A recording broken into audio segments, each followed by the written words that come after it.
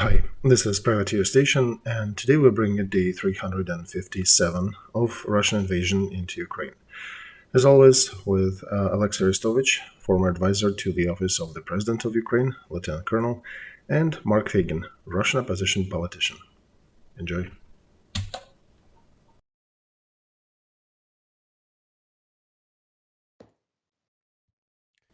Dear friends, glad to see you on Feygin Live. It is Wednesday, February 15th, 6 minutes past 10 in Moscow, 6 minutes past 9 in Kiev, and we're starting day 357. Olexiy, glad to have you here with us. Sorry about some technical difficulties, so we're starting a little later than usual. About 150,000 are watching us already. Thank you for those who clicked the like button. That helps the other people to discover that we are live. If you are coming to us from Russia, send it. Do not post it on social. Send it by direct messages to your friends. And of course, subscribe to Feygin Live and to Olexiy Arestovich channel. And if you are listening or watching that in English, do not forget to subscribe to Privateer Station. All right, let's start with the main thing. Olexiy, the very first results of Ramstein that was just happening. We saw the press conference. There were some statements made. What's your estimation on the information that we know? Mark, I think that it became a sum of all the preliminary statements that we have heard days before. It is good. It means that we can trust these statements that happened before Ramstein. The main thing is that this one became a tank Ramstein, not the air Ramstein. And we basically reaffirmed everything that we heard about the tanks. And it seems like the aerial Ramstein will be the next one.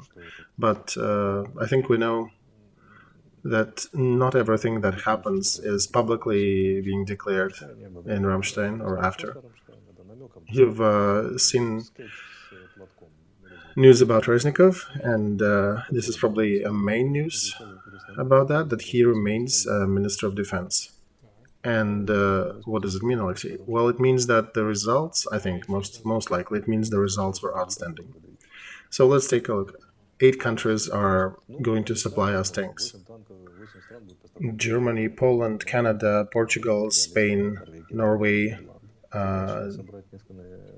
Netherlands, and Holland.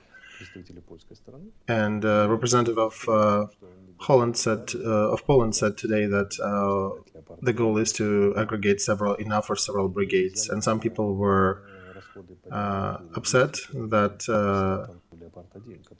many people were disappointed that Danes and Netherlands refused to will not be providing tanks directly, but these 2 countries took upon themselves a repair function and a refitting function for Leopards 1, the 100 that Germany will be transferring, because if this is a great advancement. If one of the countries or 2 of them do not really try to refit them, we'll have issues. But these 2 decided to help us, so this is great. And Minister of Sweden in Kiev was saying today also that they'll supply us some armored vehicles, artillery systems, Archers, and probably Carl Gustav systems. And also there were a lot of good news about the shells. The United States said that they have signed a ton of contracts to supply, make sure they have enough supply of artillery shells for Ukraine. And Europe also announced that they've successfully overcome the hurdle of Switzerland, and now they'll be able to produce shells for Gepards, so we will have those as well. And the United States announced that they're supplying additional $9 billion, of which I don't know how much will be military dedicated. I think at least 2. So this is another good news. And Blinken from States is saying that the goal is to refute Ukraine so they can push back in spring. And NATO representatives came out and said that Ukraine will be accepted into NATO. So, hello, Vladimir Putin. You started this war for that thing to never happen. But yeah, that's where you are. You're getting complete opposite results. And of course, Reznikov came and said that, yeah, it will happen after the war, but this is basically a formality at this point. So let's go back, Olexiy, to the statement that you heard during this press conference from Austin. There was some term used that was weeks, not months, but weeks. And Mark, there are so many people talking about our offensive in spring. It probably means that these things will happen in spring, right? That'll happen much sooner than people were expecting it. Well, yeah, expectations is one thing, Olexiy, but I'm just noticing that they're talking about weeks, not months. So it means that that offensive could happen in March, I don't know. So the time frame we're looking at is pretty tight. Mark, I know nothing about the time frame and exact planning, but the fact that they're using weeks, yes, and the fact that they're coming out and saying that this will happen soon means that it likely will. When and where exactly, General Command will be deciding that. 250,000 are watching us. We are on the 7th minute this morning. Please do not forget to share, click like, and subscribe. Let's go to the map. I think there's a lot of interesting things happening there on the war theater. Let's start with what do you want? Which side? Oh no, let's go, Mark, to the hot areas. Our traditional areas, Kupiansk-Limansk area in the north.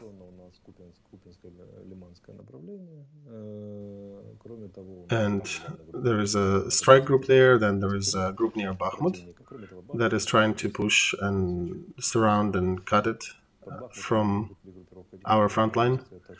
But their forums are talking that both north and south of Bakhmut, they had difficulties. And on the south, they actually had to withdraw. You can see it in the map. Because of different difficulties that they encountered. And you can see on the north, there is an extra push there. They believe that maybe they have a chance to push on the northern side. So, we'll see. A curious statement was made today. Actually, no, let's finish the previous topic. Another area is Avdiivka and Pavlovka. That's the southern end of the Eastern Front.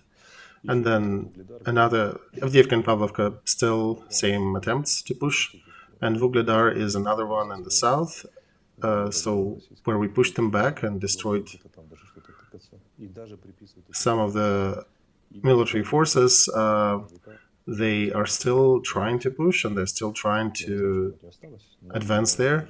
And they're actually assigning their successes or attempts to attack there are no real successes, but attempts to 155th Brigade, which I think not much of it is left already. But whatever is, they're saying that this brigade is the one that's fighting.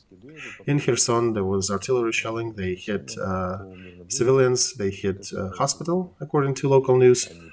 In Bereslav, the station of emergency medicine was destroyed. The driver was wounded. They also hit hospital, and one of the people servicing the heating systems there was wounded. Then to the west of Kurakhova and Marinka, there was another hit. They hit the 5-story building. 2 people were recovered from the rumbles, and top floors are completely destroyed. One of the wounded people recovered was taken to the hospital, and in the evening there was some unconfirmed information that one person died as a result of this attack, so maybe that's the one, maybe not. And the head of local administration said that they at least have 2 more people under the rubble, which whom they're trying to discover, trying to find and help, if possible. Minister of Defense of Britain came out and said that 97% of Russian military is fighting in Ukraine. A third of their tanks is destroyed. Largest part of their professional military is destroyed. And this is the professional opinion from the West. There was an aerial attempt on Kiev today. We discovered 6 Russian aerial balloons. This seems to be some weird balloon week in the world. And so we discovered 6 balloons. They were carrying special equipment.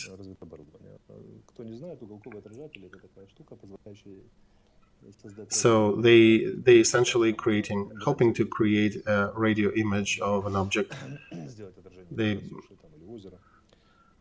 Trying to map our system of aerial defense, and we, according to their expectations, we did uncover our aerial defense systems and shot these balloons down, but they did not like that, I think, because we did not use anything heavy against them. We used much smaller caliber arms to shoot these down, and they have not found anything. And I think this is additional attempt to continue psyops campaign against Ukraine, saying that there is a threat from the north. Frankly, I would not want to be a Russian pilot trying to enter our airspace from the north. And today we shot down Ka-52 helicopter, and yesterday we shot 2 Su jets. NATO is also stating that they'll double the presence of their troops in Europe from 4 to 8, and that's another result of Putin's fight against NATO expansion to the east. Dwellers of Kremlin are spectacularly successful, in quotes. They were missile attacks. Our aviation, Ukraine aviation, hit back on several occasions on the groups of Russian troops, and also hit 5 aerial defense systems. Oh, I forgot to mention, Russia is trying to push towards Kupiansk as well in the north, and they're unsuccessful so far. These attempts end pretty bitterly for them. We have some news about sanctions as well. So there was a 10th package of sanctions released today. I think some of the people of this planet will be pretty happy because, and you as well, because there are some sanctions against Russian propagandists announced. Yeah, I saw that, but Olexiy, I have not understood against whom. Barel said something, but I did not get the details. Yeah, I know, Mark. They will announce the details on the 24th, and we'll see the names. And I think what will be the qualifier is calls for war, calls for genocide. This will be the qualifier for people to get into that list. These are serious crimes that do not have expiration date in legal field. So I think at least 2 more owners of villas around Lake Como will feel the pain. Also limiting the dual application imports into Russia. Electronics, chips that might be used for drones and missiles. Some sanctions against Iran. There'll be some sanctions against companies aiding Russia on gray schemes to supply certain imports. And another news that you may like, that $36.8 billion that are of frozen assets might start to be unfrozen in order to be used in Ukraine. So the main political decision is taken, and they figured out the mechanism, the logistics of how to do that, and now it's a bureaucratic group that will be figuring out how to and where to use Russian assets, monetary value, in order to help Ukraine. But we understand that the moment they start doing it, first you open the gate a tiny crack, and then it'll be the whole flood. So it's a good process. It'll be much easier later. And today they published that Russian imports, the Russian exports in January were $13 billion worth.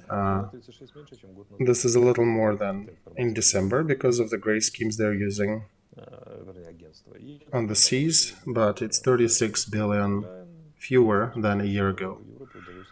So that's significant. And also Ursula von der Leyen told today that Europe has managed to resolve a problem of dependency on Russian natural gas, even though looking back a year ago that was considered to be impossible. And even after the beginning of war, they were thinking it is impossible. And even Switzerland, the mother of neutrality, is saying that they're joining the corridor of prices for Russian oil exports. So many processes that we have been dreaming of, predicting early on last year, by February of this year, they are turning into concrete events, namely special sanctions that are really cutting down Russian budget.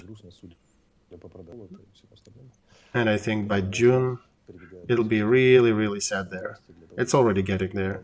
They're already feeling it, but by June, they'll start to see the difference.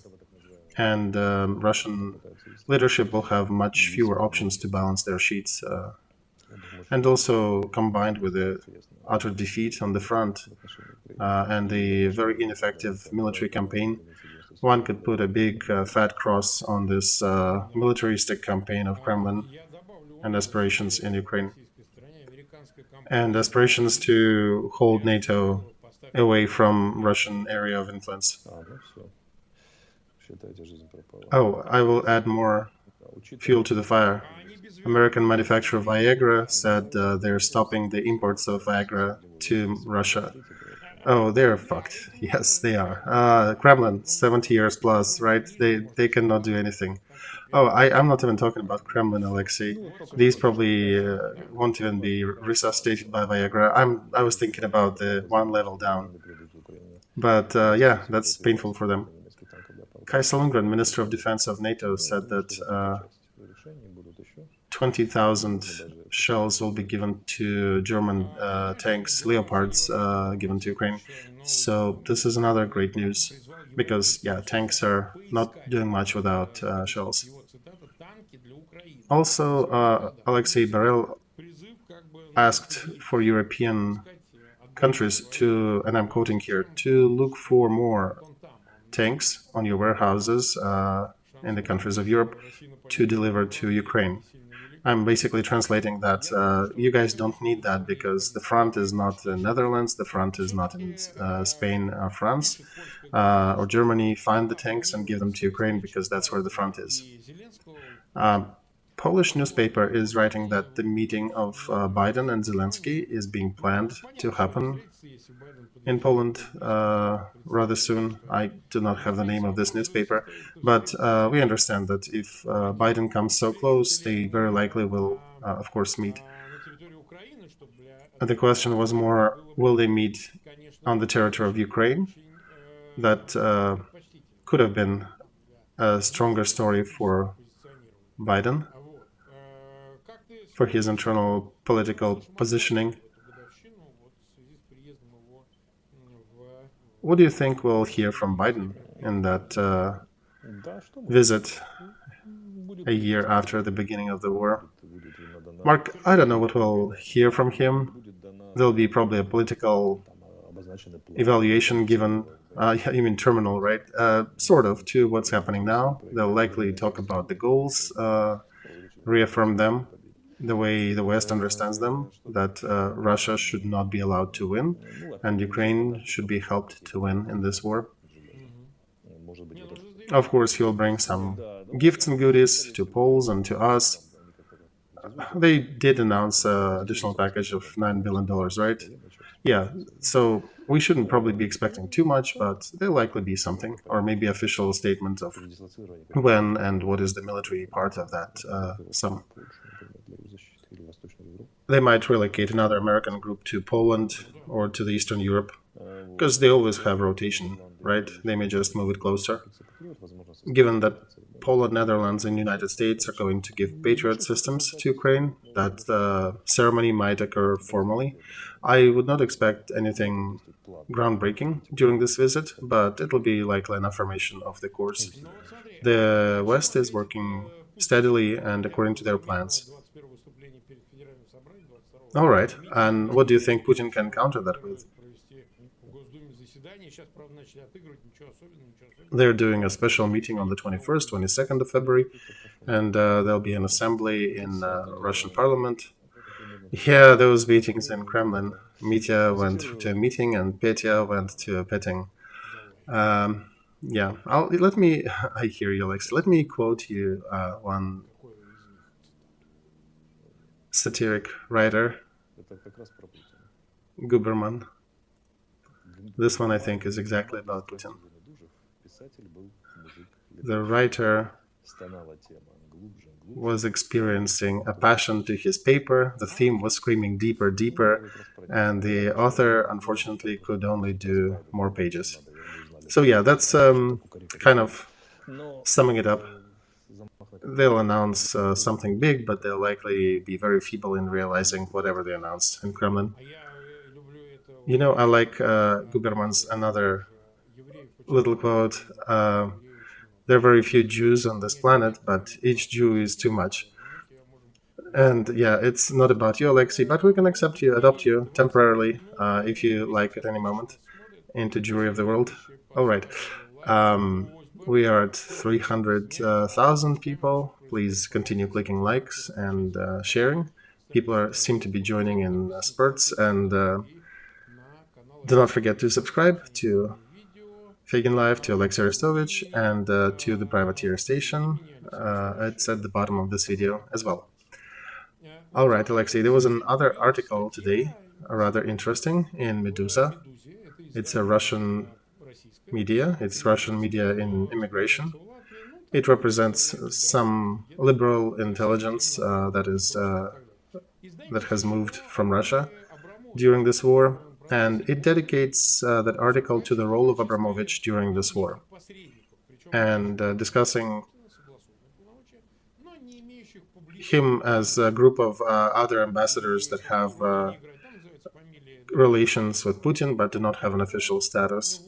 So they're talking about him, about Davidovich, about Kapkov, and it seems like this article was paid for by one of these oligarchs because it talks that Abramovich cannot sleep and eat and really worries about the war in Ukraine and is doing anything he can to help, and he's aiding in exchange of prisoners of war. He has some relation to the grain deals that are losing their actuality at the moment, and he is passionately a good person. Exactly, yes. He suffers along with this war. And what they're saying also is that his Chelsea soccer club that he sold in Britain, that this money will go to Ukraine. And by the way, these money are not being asked and not being sent by Abramovich himself, but these money are frozen now and they will be given to Ukraine regardless of his opinion.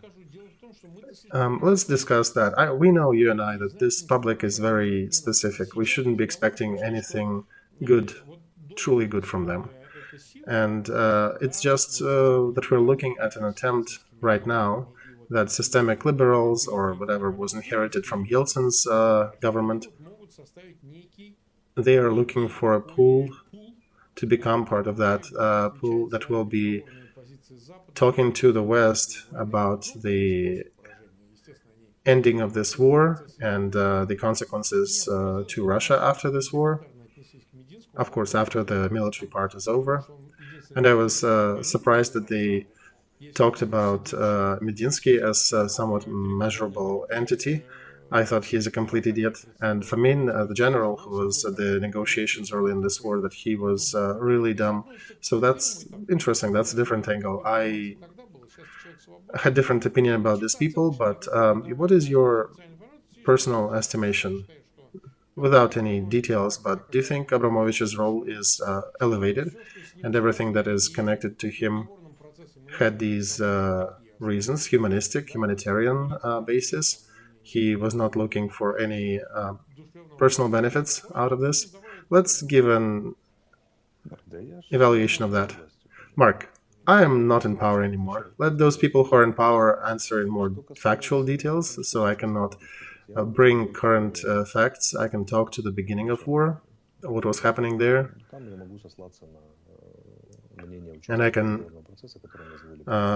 quote the opinion of the participants of the negotiation process, David Arachamia, who was present there. I did talk to him, and he said that Abramovich was very useful. And Mikhail Podolyak also reaffirmed that Abramovich was a very useful person at the beginning of this war. As for the others, I'm not even sure that I know who they are. Well, Medinsky is a Russian media person, but yeah, so I don't know about them. And there were some negotiations happening pretty well early on. Remember in Turkey, and they were shut off after Bucha. So, how successful do you think they were, in your estimate? Negotiations have to happen during the war, and they are always ongoing behind the scenes. Usually, somebody who has access to both sides on the highest level is acting as the leader in these negotiations, as the administrator, because you need to reach to the highest level in one country and to the highest level of the other to verify certain positions. Hey, are we trading people? Are we doing that?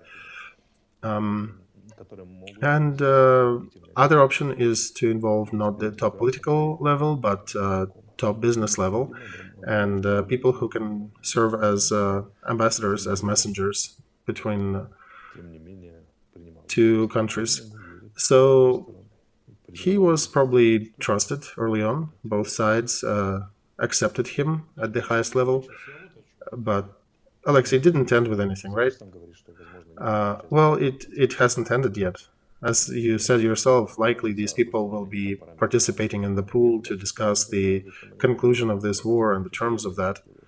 However, I do not see their exceptional utility in that, because we understand that war will be finished not on Putin's terms, and likely Russia will find somebody from near Kremlin to represent themselves at that point.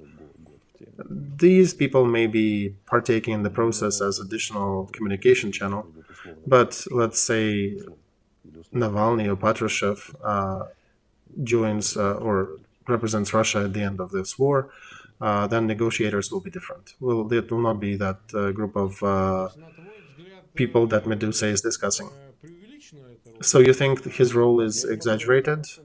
Mark, I cannot give exact evaluation to his role in the process, because I do not know how to analytically judge his activity. He did that or this. I can only rely on the words of Podolyak and Darachamia, and they both said publicly and non-publicly that he was very useful. So, something like that. It's difficult to sensationalize anything here. All right, as a continuation of that, there was the statement by one of the leaders of Ukrainian intelligence. That was not Butusov, not the first face. Oh, Mark, Butusov is not the first face. Budanov is the first face of Ukrainian intelligence. Oh, yes, I'm sorry. I had too many interviews today. But they were talking that Ukrainian intel has agents on the highest level,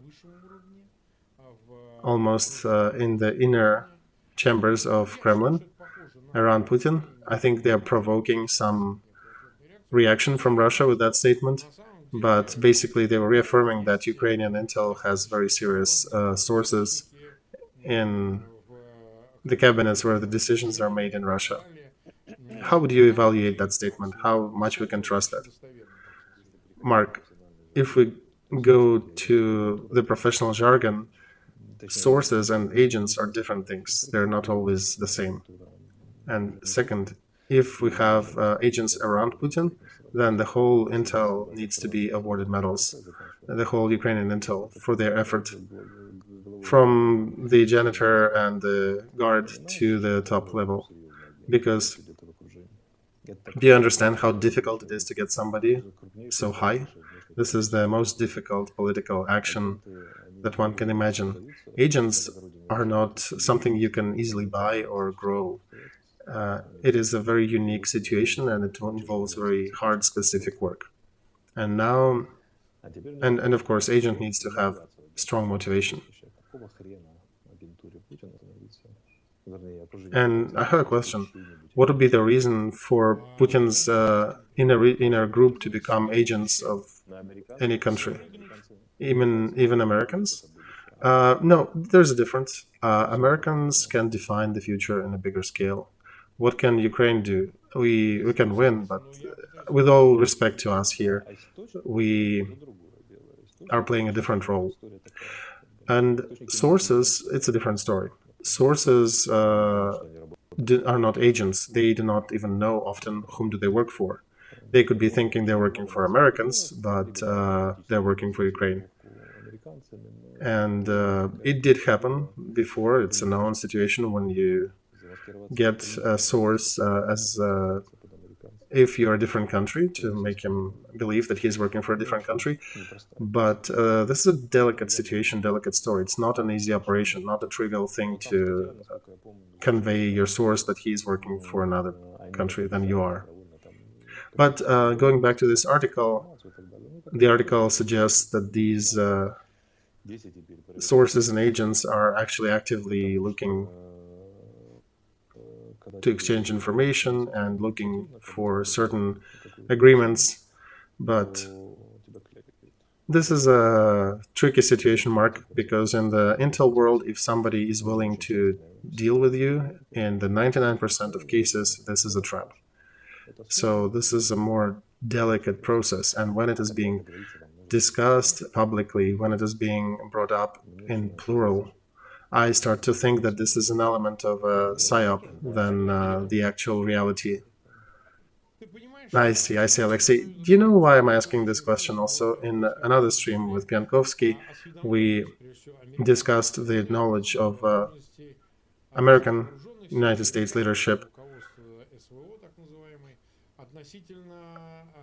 about how much do they really know in Kremlin about what's happening on the front, and how many additional resources can they use. Well, Mark, they do know a lot. They do know a lot, and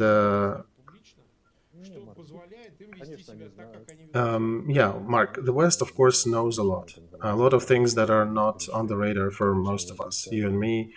They know better numeric picture. They see better numerals in production, in Putin's production, in the military-industrial complex, in the support of the West to Ukraine and Ukraine's situation on the front.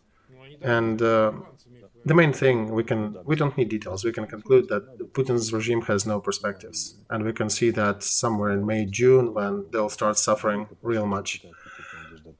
Oh yeah, they did call them basically vagrants and homeless and resourceless. Yeah, some unofficial statements were made like that. So if we analyze everything that is being brought to the media front by Americans, Brits, and Europeans, the main time frame is a delayed effect on Russia, starting around May, June, when the wider levels of Russian population will start feeling that economic pains. And a lot of statements like that, pointing at the same time frame, is a rather unusual thing, because most of these people are politicians and realists, and they usually do not look too far, half a year out, and they do not make predictions about situations that far out. This is a very uncharacteristic behavior, as they teach in a ghost school. Pay attention to unusual things happening and lack of usual things happening. So you can do it yourself. Our viewers, you can try do a little homework. Look in the recent 5-year history, how many bureaucrats made so many statements about the future, about half year out, 6 months out in the future. You will be hard-pressed to find any. Arestovich and Feygin, we can talk, we can discuss things further out. But official politicians are very rarely go, bureaucrats very rarely go that far. That means that whatever they're discussing is now a part of their strategic planning, and we do not need to know all the details. We need to see that the situation was analyzed, and these people do understand that situation in Russia is hanging by a thread. They're even treating that known Russian offensive with a degree of disgust and degree of despising that offensive. Because initially, remember, people were saying, oh, those 300,000 will come to the front, Ukraine may crumble. And today, you listen to these statements, they remind me of hockey players who are going into the third time with a score of 11-2. Of course, we understand that sometimes the team who is losing by 9 can somehow gather itself in the third time and push back. And they understand that, of course, there is a third time coming, but you can see the smiles on the faces. And the smiles splashed on their faces and even dripping from their noses. So, do they know something, Olexiy, that we do not know? No, I think generally they know the same. It's just they have more facts, more numbers than we do. We get the flow, we get the same picture, just without the numerics, with a numerical aspect. And we understand that Putin has lost this war strategically. He has no perspectives, neither his politics, nor this war, nor his position against Europe and NATO, nor his position regarding India and China. Russia de facto lost everything that was started since Peter the Great and even his father regarding motion towards Europe. And whichever goal you take of that war that they initially stated, it was accomplished in a complete inversion, in a complete negative to what was stated. You cannot imagine a worse enemy of Russia than Putin. I think everyone in Ukraine or in the West could give him an order. And so he'll need actually a special order to consider his back to be extension of his front in order to fit all the medals for all the damages he had done to Russia. So if you take any other strategy about this war, how long would Russia be a problem for Europe in the shape it was with Putin's regime? Oh yeah, no questions. It could last for a very long time. Exactly. And now they're basically facing a historic chance of that happens maybe once in 500 or 1,000 years for the country to get restructured, reoriented. Who provided that chance to Europe and to Russia? Vladimir Putin. I'm remembering Stalin times. Oh yeah, no words. He would be an appointed spy of British intelligence. Right, Chinese spy, Indian spy, Iranian spy, British spy, any country in Europe spy. And I think this may be the only case when it actually can be true or treated as true, because he behaved as the spy of as the agent of all the intel services of the world. I can only imagine the ex-leaders of Russia and Russian Empire who are looking from the skies or from hell at the actions of Putin. He really fucked everything up. Starting from the 1600s, 1500s, he really screwed up everything that they have achieved. Just every single thing. The whole run to the west. Baltic Sea is closed. Finland and Sweden joining forces, and yeah, it's closed. St. Petersburg loses its strategic meaning. Nothing in the west motion towards Ukraine or remember that 300 years that they spent trying to advance and cross the left bank to the right bank and get to the Karpaty mountain as the natural barrier. And then the south as well. So, yeah, the intelligence officer turned out to be a spy. And all of a sudden, yeah, he's looking at the hands, and he might have started as a scary intel, and he turned out to be a real scary spy. And yeah, now it's handcuffs and very grim perspectives for Kremlin. So when was it started? Ivan III, that monk Philofey, who was pushing the idea of Moscow as the third Rome, everything starting from that ideation, they're losing it now. Russia has lost before, but it has never lost so grandly before. And I know history pretty well, and military history, and Russian history, and Ukrainian history. They never suffered such a defeat. Yeah, you can also multiply it by the 20th century, Olexiy. The costs and speeds are much higher here. In medieval times, 100 years was not too different from the other, but right now it's very different. Oh yeah, back in the day, we're not talking about technology, we're not talking about petrol products, we're not talking about financial operations and large imports, exports. And what happened to Russian population? How many people fled the country? How much, what's the percentage of the youth that is distancing themselves from the politics and from this war and what's happening, and they don't want to live in this country anymore? So yeah, great person indeed, Olexiy. He deserves that big monument of shit. There's a guy in Yakutia who builds monuments from shit. Very creative, by the way. All right. 300,000 or plus are with us. Over 100,000 click the like button. We've been live for 42 minutes.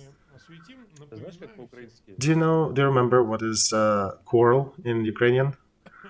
Laika. Laino? No. Laino is shit. Laika is quarrel. So every time you're saying click the like button, leave your likes here, it sounds funny. Well, it is as is, Olexiy. Sorry. The last thing is that on the 20th, we are doing an action to support Mikhail Saakashvili, and regardless of what we've discussed, all the details of war, we still undertook this project and took part responsibility onto our shoulders to support him. And on the 20th of February at noon in your capitals, in your cities where you live, we are turning, of course, to Georgian diaspora and to Ukrainian and ex-USSR and anyone supporting the cause to please come out and participate in these events. We will be providing a good media coverage on that day. I already published in my Telegram the locations and addresses. They already confirmed locations where party of Mikhail Saakashvili is taking responsibility. They will be there and they will be doing actions. So follow that. Please come out and please support. It is important to help and to coordinate. At the very beginning of this event, we'll publish more addresses as they'll be coming in.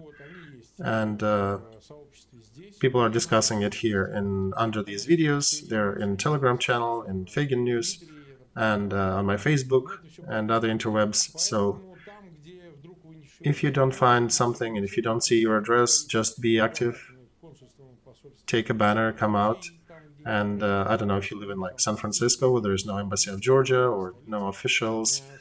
Please still come out to public. It'll be very widely covered in media, and there is a chance that we will convince the administration of the United States and Europe to partake in Mikhail Saakashvili's destiny. Today, European Parliament already adopted a resolution. Some of the congressmen of Europe already wrote me today, and they sent links to that resolution. So about the health of Mikhail Saakashvili. So European Parliament is already engaged, is already involved, and we do hope that Biden, who is planning to visit Poland soon to meet Vladimir Zelensky, will also discuss destiny of Mikhail Saakashvili as part of that, and maybe at least turn to leadership of Georgia, insisting to resolve that problem in the most expeditious manner. And then we'll see how it goes. So the action on the 20th, on the verge of Biden's visit, will be a good aid in this in this humanitarian effort to free Mikhail from jail and from essentially medical torture. So please follow our news, please follow our media, social media, and partake in these events offline. I would also wanted to tell our citizens that starting the Putin's message to his Federal Assembly, please do not ignore the signals of aerial attacks, aerial warnings. That is my personal opinion, because likely at the anniversary they'll try to do some shitty action towards Ukraine. Oh yeah, this is our traditional message to Ukrainian citizens, whatever is going on. If you hear the warnings, please go to the basements, to shelters, and stay vigilant, stay safe.